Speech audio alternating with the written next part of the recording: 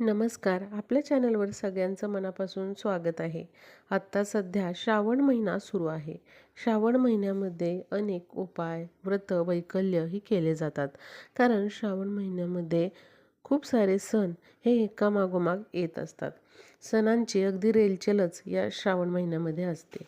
श्रावण महिन्यातील सोमवारला विशेष महत्त्व आहे.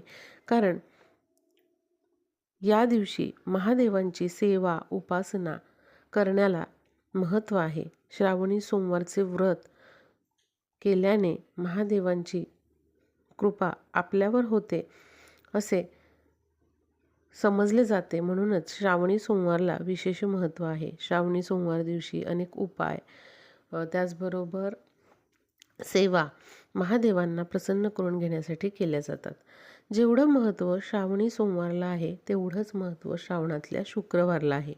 श्रावणामध्ये प्रत्येक वाराचं महत्त्व हे वेगळं वेगळं आहे आणि त्याचबरोबर अनेक उपाय देखील श्रावणामधल्या विविध वारांदिवशी केले जातात.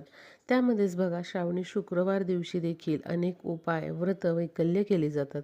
ज्यामध्ये श्रावणामध्ये शुक्रवारच्या दिवशी वरदलक्ष्मी व्रत केले जाते. त्याचबरोबर जीवितीचे पूजन देखील या श्रावणातल्या शुक्रवारी केले जाते. त्यामुळे बघा श्रावणातल्या शुक्रवारला देखील विशेष असं महत्त्व आहे. जर आपण या श्रावणामध्ये काही विशेष उपाय, काही विशेष सेवा जर श्रावणातल्या शुक्रवारी केल्या तर याचे नक्कीच चांगले फळ आपल्याला मिळत असते. त्यामध्येच बघा आपल्याला काय करायचं आहे, लक्ष्मी देवीला एक फळ या श्रावणातल्या शुक्रवारी अर्पण करायचं आहे. अनेक फुलं ही देवी देवतांना अर्पण केली जातात. प्रत्येक देवी देवतांना वेगवेगळे फळं किंवा फुलं ही प्रिय असतात.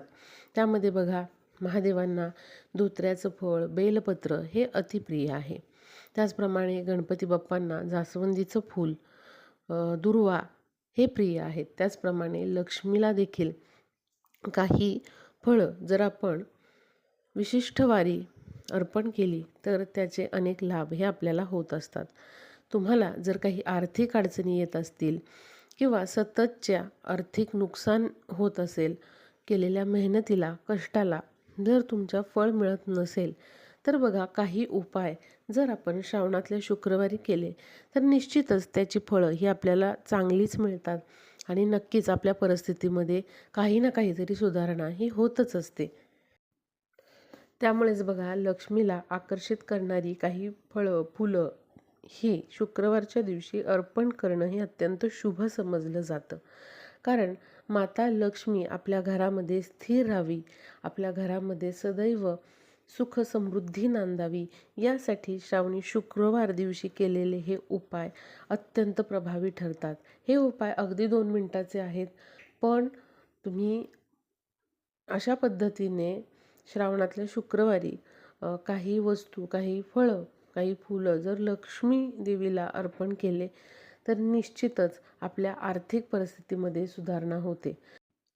बऱ्याच वेळेला आपण आपल्या कामासाठी भरपूर राबत असतो किंवा मेहनत घेत असतो, पण त्या आपल्या मेहनतीला योग्य फळ हे मिळत नाही.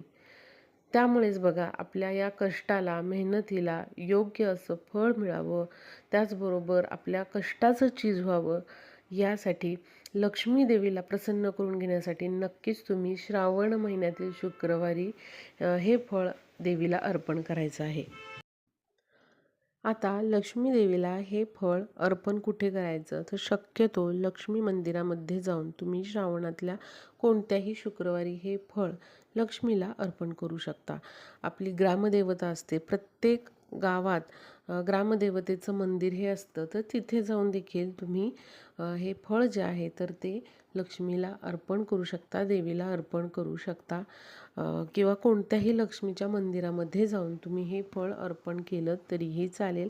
पण बघा श्रावणामधल्या एका तरी शुक्रवारी हे फळ लक्ष्मी मंदिरामध्ये जाऊन आपल्याला अर्पण करायचं आहे. जर तुम्हाला प्रत्येक शुक्रवारी शक्य असेल तर तुम्ही प्रत्येक शुक्रवारी देखील हे फळ अर्पण करू शकता. पण नाही प्रत्येक शुक्रवारी तुम्हाला करणंही शक्य तर एका तरी शुक्रवारी या श्रावणामधल्या हे फळ तुम्ही लक्ष्मी देवीच्या मंदिरामध्ये जाऊन अर्पण करायचं आहे. आता बघा लक्ष्मीला, देवीला नारळ, केळी ही फळं अत्यंत प्रिय आहे. त्यामुळे तर ओटी भरताना आपण त्यामध्ये जो पाण्याने भरलेला नारळ असतो तर तो अर्पण करत असतो. नारळाशिवाय ओटी ही अपूर्ण मानली जाते. कारण नारळ हे जे फळ आहे म्हणजे श्रीफळ जे फळ आहे तर ते लक्ष्मीला अत्यंत प्रिय असं फळ आहे आणि ओटी भरत असताना आपण नारळ हा ओटीमध्ये देतोच. त्याचबरोबर केळी देखील ओटीमध्ये दिली जातात. त्यामुळे बघा लक्ष्मीला देवीला केळी आणि नारळ हे अत्यंत आवडती फळं आहे. त्याचबरोबर अजून मी तुम्हाला एक फळ सांगणार आहे. ते मात्र तुम्हाला श्रावणातल्या शुक्रवारी अर्पण करायचं आहे. तुम्ही केळी जरी ठेवली तरी त्याबरोबर हे फळ तुम्ही अवश्य अर्पण करायचं आहे. आता बघा पहिली गोष्ट म्हणजे श्रावणातल्या कोणत्याही शुक्रवारी आपल्या ग्रामदेवतेची ओटी आपल्याला भरायची आहे. आपल्या कुलदेवीची ओटी भरायची आहे. लक्ष्मी मंदिर जे आहे आपल्या गावामध्ये तर तिथे जाऊन तुम्हाला आपल्या लक्ष्मीची ओटी भरायची आहे. खणा नारळाने ब्लाऊज पीस तुम्ही वापरू शकता किंवा साडीची ओटी देखील तुम्ही भरू शकता. श्रावणामधली ओटी ही अवश्य आपल्याला भरायची आहे. त्याचबरोबर शक्य झालं तर माहेरच्या देवीची माहेरच्या ग्रामदेवतेची ओटी देखील भरण्याला खूप महत्त्व आहे. त्यामुळे जर तुम्हाला शक्य असेल तर तुम्ही माहेरी जाऊन माहेरच्या ग्रामदेवतेची ओटी पण भरू शकता. असं करणं देखील अत्यंत शुभ समजलं जातं. त्यामुळे मुलींनी अशा पद्धतीने माहेरी जाऊन श्रावणातील आपल्या माहेरच्या देवीची ओटी भरावी. आता बघा कोणतं फळ आपल्याला श्रावणातल्या शुक्रवारी अर्पण करायचं ते बघूया. बघा आपल्याला काय करायचं आहे, शुक्रवारी लक्ष्मी मंदिरामध्ये जायचं आहे. तुम्हाला जर ओटी भरायची असेल तर तुम्ही ओटी भरू शकता. तांदळाने किंवा गव्हाने ही ओटी तुम्ही लक्ष्मी मंदिरामध्ये भरायची आहे. आणि त्याचबरोबर आपल्याला श्रावणातल्या शुक्रवारी एक डाळिंब आणि एक संत्र हे लक्ष्मी देवीच्या पुढे ठेवायचं आहे किंवा ते लक्ष्मी देवीला अर्पण करायचं आहे. तुमची जे काही आर्थिक अडचणी आहेत तर ते तुम्हाला तिथे लक्ष्मी देवीला सांगायच्या आहेत किंवा तुमच्या ग्रामदेवतेला सांगायच्या आहेत. आणि ही आर्थिक अडचण माझी लवकरात लवकर दूर होऊ द्यात किंवा नोकरी व्यवसायामधून असा मला मोबदला मिळत नाही आहे तर माझं नोकरी व्यवसायामध्ये चांगली प्रगती होऊ द्यात अशी तुम्हाला तिथे प्रार्थना करायची आहे. आणि हे जे फळ आहे म्हणजे संत्रे आणि जे डाळिंब आहे ते तुम्हाला तिथे लक्ष्मी देवीला अर्पण करायचे आहे. लक्ष्मी देवीला शुक्रवारच्या दिवशी अशा पद्धतीने डाळिंब आणि संत्री अर्पण केल्यामुळे बऱ्याच प्रमाणामध्ये आर्थिक अडचणी ज्या आहेत आपल्या तर त्या दूर होतात. काही ना काहीतरी मार्ग आपल्याला त्या अडचणींमधून मिळतो आणि काहीतरी योग्य मार्गाने आपल्या ज्या काही आर्थिक अडचणी आहेत तर त्या नक्कीच सुटू लागतात. त्याचबरोबर आरोग्याच्या तक्रारी देखील आपल्या दूर होतात. त्याचबरोबर पती पत्नीमधील गोडवा जो आहे तर तो टिकून राहतो. वादविवाद भांडणं जर होत असतील घरामध्ये तर ती देखील हळूहळू कमी होतात. त्यामुळे श्रावणातल्या शुक्रवारी आपल्याला डाळिंब आणि संत्री हे लक्ष्मी देवीला मंदिरामध्ये जाऊन तिथे अर्पण करायचे आहे. तुम्ही जरी ओटी भरलेली असेल, ओटीमध्ये केळी नारळ हे आपण ठेवतोच, पण त्याचबरोबर आपल्याला अशा पद्धतीने लक्ष्मी मातेसमोर डाळिंब आणि संत्री हे ठेवायचे आहे. त्याचबरोबर लक्ष्मीला बत्तासे आणि लाह्या देखील खूप प्रिय असतात. त्यामुळे जर शक्य झालं तर या श्रावणातल्या शुक्रवारी लाह्या आणि बत्तासे देखील तुम्ही लक्ष्मी मंदिरामध्ये देवीला अर्पण करू शकता.